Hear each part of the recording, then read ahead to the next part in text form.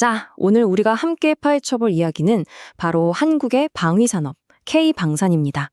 어떻게 단순한 추격자를 넘어서 이제는 세계 시장의 판도를 바꾸는 게임 체인저가 될 수 있었는지 그 핵심을 아주 쉽고 깊이 있게 알려드리겠습니다. 시작부터 아주 도발적인 질문을 하나 던져볼게요. 여러분, 나토 회원국이 그것도 전차 기술의 상징과도 같은 독일제 엔진을 빼버리고 굳이 한국산 엔진을 선택했다면 이게 믿어지시나요? 이건 단순히 무기 하나를 사고 파는 문제가 아닙니다. 세계 무기 시장의 오랜 상식을 뒤엎는 거대한 지갑 변동의 신호탄이었죠. 그 주인공, 바로 폴란드입니다. 폴란드가 자국의 차세대 주력 전차가 될 K2 흑표 전차의 2차 계약 물량부터는 전차의 심장이라고 할 수 있는 엔진을 독일제가 아니라 한국산으로 전면 교체하기로 결정한 겁니다. 이게 뭐 즉흥적인 결정이 절대 아니고요. 무려 3년 동안 정말 혹독한 야전 테스트를 다 거치고 내린 아주 신중한 결론이었습니다. 자, 그럼 이 폴란드의 결정이 도대체 뭐길래 이렇게 세계 방산 시장의 지각 변동을 알리는 신호탄이라고까지 하는지 그 의미부터 한번 제대로 들여다보겠습니다. 먼저 파워팩이라는 게 뭔지부터 알아야겠죠? 이걸 모르면 이야기가 안 돼요. 말 그대로 전차의 심장입니다. 심장. 엔진과 변속기를 하나로 묶은 핵심 장치인데요. 전차의 속도, 힘, 신뢰성, 그러니까 모든 성능을 이 파워팩이 좌우한다고 보시면 됩니다. 이 심장을 바꾼다는 건 사실상 전차의 체질 가차를 바꾸는 어마어마한 결정인 셈이죠. 폴란드가 그냥 감으로 결정했을 리가 없죠. 모든 건 데이터가 말해줍니다. 3년이라는 시간 동안 K2 전차는 나토의 다른 주력 전차들과 직접 성능을 겨루는 비교 평가를 받았습니다. 영하 20도? 상상만 해도 춥죠. 이런 혹한부터 푹푹 빠지는 진흙탕까지. 정말 이보다 더 나쁠 순 없다 싶은 모든 가혹한 환경에서 테스트가 진행된 거예요. 결과는 K2의 압승이었습니다. 전문가들은 이걸 단순 테스트가 아니라 실전 배치 수준의 혹독한 심사였다고 평가할 정도였으니까요. 결국 이 과정을 통해 한국의 기술력이 현장에서는 독일을 능가했다는 걸 객관적으로 증명해버린 사건이 된 거죠. 아니, 근데 어떻게 이런 일이 가능했을까요? 이게 뭐 하루아침에 뚝딱 된 게 아니거든요. K방산의 성공 뒤에는 아주 치밀하게 계산된 세 가지 핵심 비결이 숨어 있습니다. 그 첫 번째 열쇠는 바로 속도입니다. 그것도 그냥 빠른 게 아니라 그야말로 압도적인 스피드죠. 요즘처럼 세상이 불안하고 여기저기서 분쟁이 터질 때는요, 성능이 얼마나 좋냐만큼이나 그래서 언제 받을 수 있는데 이 납기일이 어쩌면 더 중요한 경쟁력이 됐거든요. 자, 바로 이 지점에서 K방산의 진짜 실력이 드러납니다. 보세요. 독일 같은 기존의 강자들은 이미 유럽 여러 나라에서 주문이 산더미처럼 쌓여 있어요. 지금 주문하면 글쎄요, 몇 년을 기다려야 할지 장담 못하죠. 그런데 한국은 어땠나요? 폴란드에 K2 전차 1차 물량 보낼 때 단 하루의 지연도 없이 약속한 날짜에 정확하게 납품했습니다. 이게 주는 신뢰감이라는 건 정말 어마어마한 겁니다. 아, 이 사람들은 약속을 지키는구나 하는 믿음이죠. 두 번째 비결은 뭐 다들 예상하셨을 수도 있는데 바로 이니 현장에서 검증된 최고의 성능 그리고 놀라운 가격 경쟁력입니다. 우리가 흔히 가성비라고 하잖아요. 근데 K방산은 여기서 한 발 더 나아갔어요. 성능은 세계 최고 수준인데 가격은 합리적이니까 마음까지 사로잡는 가심비까지 제대로 챙긴 거죠. K9 자주포를 보면 와, 이건 진짜 말이 안 나올 정도입니다. 세계 최강 자주포로 꼽히는 독일의 PJH-2000 있잖아요.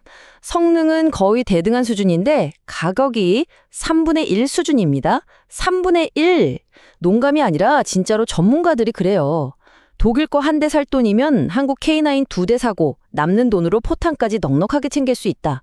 이러니 세계 자주포 시장의 절반 이상을 K9이 차지하는 게 어쩌면 당연한 결과 아니겠어요? 자, 그리고 마지막 세 번째 열쇠. 저는 개인적으로 이게 K방산 성공의 활용점정이라고 생각하는데요. 바로 단순히 무기만 툭 던져주고 끝나는 게 아니라는 점입니다. 장기적인 산업 파트너십을 함께 파는 거죠. 이게 정말 중요한 포인트입니다. 이걸 우리가 K방산 2.0 모델이라고 부르는데요. 자, 들어보세요. 일단 급한 대로 초도 물량은 한국에서 빨리 만들어서 보내줘요.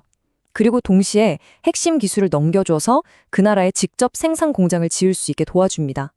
여기서 끝이 아니에요. 나중에 고장나면 고쳐주고 관리해주는 것까지 싹 다 책임져 주는 거죠. 이건 그냥 무기 판매가 아니라 그 나라의 국방산업 자체를 키워주는 거잖아요. 이런 제안을 누가 마다하겠어요? 자, 그럼 이 세 가지 성공 전략이 합쳐져서 만들어낸 성과는 과연 어느 정도일까요? 지금부터 보여드릴 숫자는 정말 입이 떡 벌어지실 겁니다. 120조 원. 네, 120조입니다. 이게 뭐냐? 2025년 말이 되면 우리나라 방산 빅4 기업들이 쌓아놓을 걸로 예상되는 수주잔고 총액입니다. 이게 무슨 뜻이냐면요. 앞으로 몇 년 동안은 공장을 쉴 틈 없이 돌려도 될 만큼 일감이 꽉 찼다는 얘기예요. K방산의 위상이 얼마나 달라졌는지 이 숫자 하나가 모든 걸 말해주죠. 근데 더 대단한 건 이 엄청난 성과가 어느 한 회사에만 집중된 게 아니라는 거예요. 여기 보시는 것처럼 하나에어로스페이스가 선두를 달리고 있고 현대로템, KAI 같은 기업들이 그 뒤를 바짝 쫓고 있죠. K방산 생태계 전체가 아주 건강하게 다 같이 성장하고 있다는 가장 좋은 신호입니다. 그리고 이 성공 스토리는 폴란드에서 끝나지 않습니다. 이게 진짜 도미노처럼 전 세계로 번져나가고 있어요. 유럽의 루마니아부터 저 멀리 중동의 이라크와 UAE, 남미의 페루까지 전 세계 수많은 국가들이 지금 K방산 제품 좀 달라고 줄을 서고 있는 상황입니다. 그런데 K방산의 야망은 땅에만 머무르지 않습니다. 이제 그 시선은 가장 경쟁이 치열하고 가장 쟁쟁한 플레이어들이 버티고 있는 곳, 바로 하늘로 향하고 있습니다. K방산의 자존심이죠. KF-21 보라매. 이 전투기의 가장 강력한 라이벌로는 실전 경험이 풍부한 프랑스의 명품 전투기 라팔이 꼽힙니다. 근데 이 둘은 태생부터가 좀 달라요. 라팔은 오랜 실전 경험을 바탕으로 전투기끼리 맞붙는 근접 공중전, 그러니까 치고받는 싸움에 아주 능하도록 만들어졌다면 KF-21은요? 앞으로의 전쟁을 내다본 거죠. 적에게 들키지 않는 스텔스 능력, 그리고 더 멀리 날아가서 임무를 수행할 수 있는 작전 반경, 여기에 모든 걸 걸었다고 보시면 됩니다. 여기서 딱 하나 짚고 넘어가야 할 게 있어요.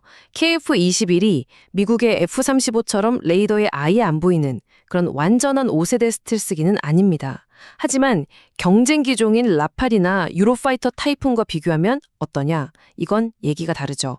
전문가들 분석에 따르면 설계 자체가 스텔스에 훨씬 유리하게 되어 있어서 생존성이 뛰어나다는 겁니다.